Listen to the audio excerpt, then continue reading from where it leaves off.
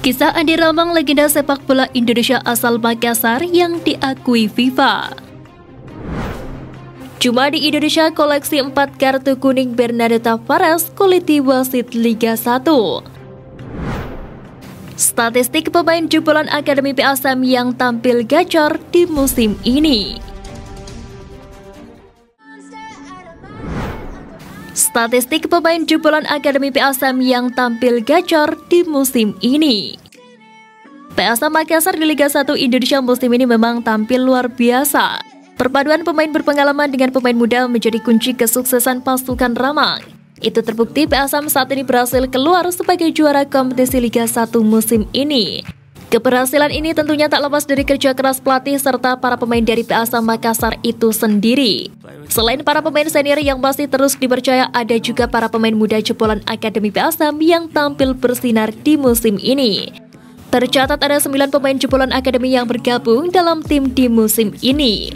Mereka adalah Edgar Ambing, Zaki Ashraf, Ricky Pratama, Rafli Asrul, Ibnul Mubarak, Victor Detan, Mufli Hidayat, Sultan Zaki, serta Ananda Rehan. Dari 9 nama tersebut, Ananda Rehan menjadi pemain muda yang paling sering mendapatkan menit bermain, di mana ia sudah memainkan 30 laga di Liga 1 dengan catatan 1.638 menit bermain, serta berhasil menciptakan 2 gol. Lalu ada Zaki Ashraf yang sudah memainkan 21 laga di Liga 1 dengan catatan bermain sebanyak 1.141 menit, dengan sumbangan 1 assist. Selanjutnya dari Ricky Pratama yang mendapatkan kesempatan 13 kali bermain mencatatkan menit bermain sebanyak 484 menit. Lalu ada pemain keturunan Kanada Victor Detan yang diberi kesempatan bermain 15 laga dengan catatan 256 menit bermain, dengan sumbangan 1 assist. Yang terakhir ada Mufli Hidayat yang musim ini mendapatkan 10 kali kesempatan bermain dengan catatan 73 menit berada di lapangan dan menciptakan 1 assist. Terkhusus untuk kedua pemain Rafli Asrul, Edgar Amping, Ibnul Mubarak, dan Sultan Zaki, keempat pemain itu sama sekali belum mendapatkan menit bermain. Mereka dianggap kalah bersaing di tim musim ini, namun usia mereka yang masih begitu muda membuat mereka bisa kembali lebih kuat lagi. Cuma di Indonesia koleksi 4 kartu kuning Bernardo Tavares kuliti wasit Liga 1. Sosok pelatih yang mengoleksi 4 kartu kuning Bernardo Tavares dari PSM Makassar baru-baru ini mengkritisi dan kuliti wasit Liga Indonesia. Pemain sepak bola mendapatkan kartu kuning adalah hal yang biasa. Namun apa jadinya jika pelatih yang dikejar kartu oleh wasit? Bernardo Tavares adalah orang yang unik karena bisa mengoleksi 4 kartu kuning di Liga 1. Padahal posisinya sebagai pelatih dengan segudang pengalaman level dunia. Saat sudah 3 kali mendapatkan kartu kuning, Tavares absen mendampingi tim karena akumulasi. Tavares mengaku heran karena hal ini hanya terjadi di Indonesia. Ia bahkan menantang wasit agar menunjukkan buku aturan yang menuliskan tentang kartu kuning untuk pelatih. Sialnya, setelah melayangkan protes pada wasit soal perilaku pemain, pelatih Portugal itu justru yang harus diganjar kartu kuning oleh sang pengadil pertandingan. Bernardo Tavares buka-bukaan bagaimana wasit memberikan kartu kuning atas alasan yang tidak masuk akal. Wasit bahkan berani mengintimidasi sang pelatih PSM Makassar.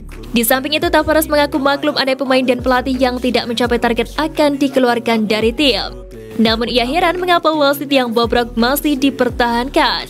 Pelatih asal Portugal itu mengusulkan agar wasit yang banyak melakukan kesalahan agar dicoret atau diturunkan ke Liga 2. Kisah Andi Ramang, legenda sepak bola Indonesia asal Makassar yang diakui FIFA.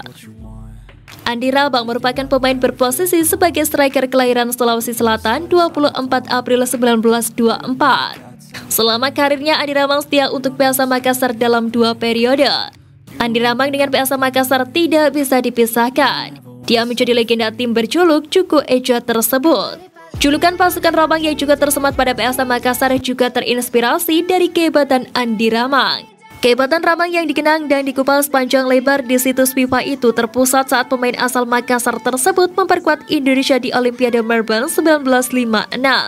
Ajang itu dianggap puncak sukses timnas Indonesia di level internasional.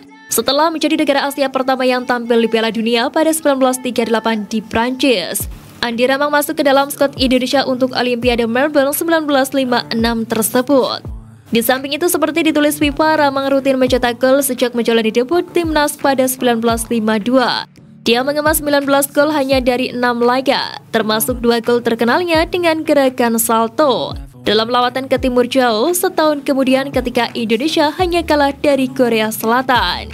Di level internasional, pemain yang berposisi sebagai striker itu pernah berpredikat sebagai mesin gol timnas Indonesia. Sementara itu, kehebatan Ramang membuat banyak pihak mengabadikan Andi Ramang lewat patung yang diletakkan di Pantai Losari. Sebelumnya, patung Andi Ramang pernah kokoh berdiri di lapangan Karibosi Makassar. Namun, prasasti tersebut terpaksa dirobohkan karena alasan pembangunan kota. Keberadaan patung Ramang diharapkan menjadi motivasi tersendiri bagi para pemain PSM Makassar khususnya. Jika ia muncul di era sepak bola masa kini, bukan tidak mungkin ia akan diperebutkan banyak klub-klub besar dan mungkin penghargaan Ballon d'Or akan dia dapatkan.